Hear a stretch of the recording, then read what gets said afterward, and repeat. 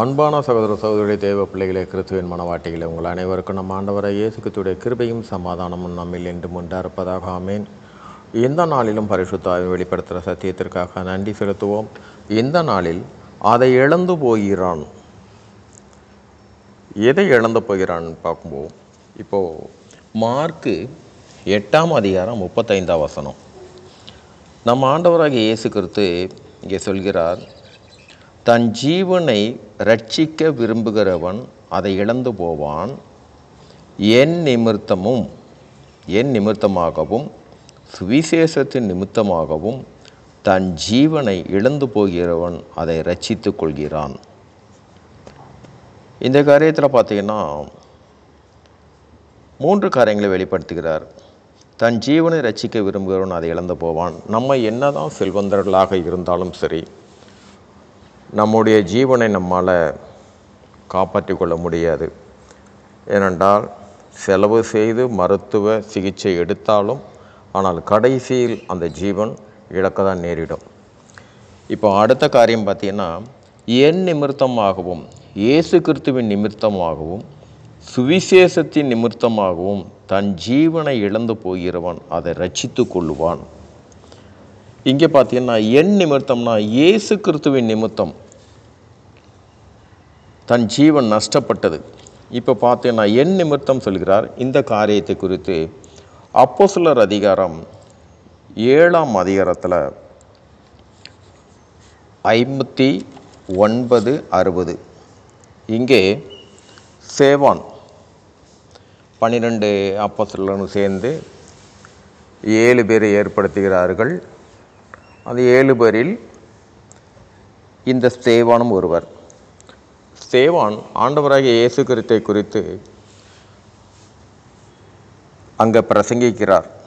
யாரிடத்தில் என்று பார்த்தீங்கன்னா 7 தேசத்தை சேர்ந்தவர்கள். 5 தேசம். இதில் பார்த்தீங்கன்னா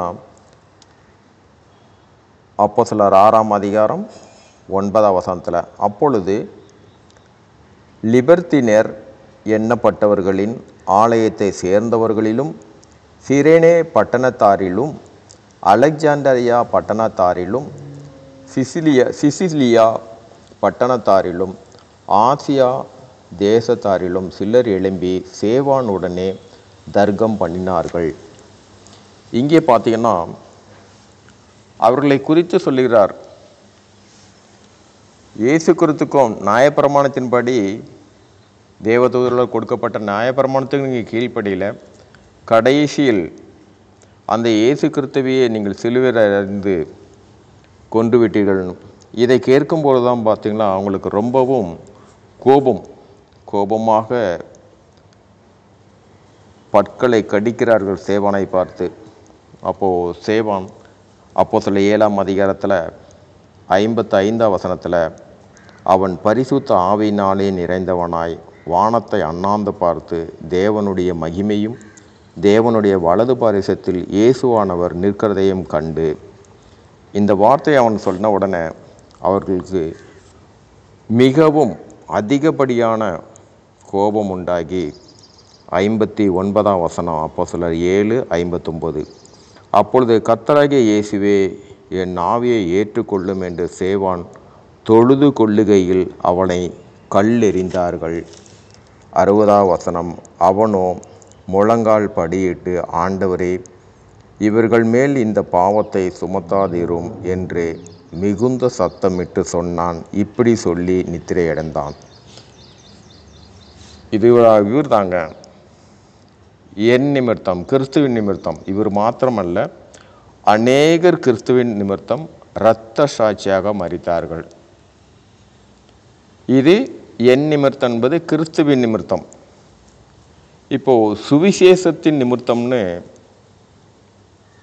மார்க்கில் அதே 8:35 சுவிசேஷத்தின் நிமித்தமும். இப்போ இந்த சுவிசேஷ நிமித்தமாக பார்த்தீங்கன்னா அப்போஸ்தலர் 12ஆம் அதிகாரத்தில் 1ஆவது வசனமும் 2ஆவது வசனமும், அக்காலத்திலே ஏரோது ராஜா சபையிலே சிலரை துன்பப்படுத்த தொடங்கி யோவானுடைய சகோதரனாகிய யாக்கோபை பட்டயத்தாலே கொலை செய்தான். இது சுவிசேஷ நிமித்தம். இப்படி அநேகர் சுவிசேஷத்தின் நிமித்தம் இப்பொழுதும் இயேசு கிறிஸ்துவின் நிமித்தமும் சுவிசேஷ நிமித்தமும் இப்பொழுதும் அநேகர் பாடுகளின் மூலியமாக நித்திய ஜீவனை அடைய தான் செய்கிறாங்க. இந்த காரியத்தில் பார்த்தீங்கன்னா இங்கே அவர் சொன்ன வார்த்தைகள், நித்திய ஜீவனை எப்போ அடைவானா, தன் ஜீவனை இழந்து போகிறவன் அதை ரட்சித்து கொள்வானா, கிறிஸ்துவின் நிமித்தம் அவன் மரிப்பவன் அல்ல, அவன் நித்திய ஜீவனை அடைவான். இந்த காரியத்தில் இது தான் சொல்கிறாரு, தன் ஜீவனை ரட்சிக்க விரும்புகிறவன் அதை இழந்து போவான், என் நிமித்தமாகவும் சுவிசேஷ நிமித்தமாகவும் தன் ஜீவனை இழந்து போகிறவன் அதை ரட்சித்து கொள்ளுவான். சரி, இதை குறித்தான காரியத்தை ஆவியானவருக்கு நன்றி செலுத்தும் வெளிப்படுத்தின காரியத்திற்காக. இக்காரியத்தின் மூலம் எல்லாவற்றிலும் மூவரிலும் ஒருவராக இருக்கிற தேவனே, உம்முடைய நாமம் ஒன்றுக்கு மகிமை உண்டாதாக. ஆமீன்.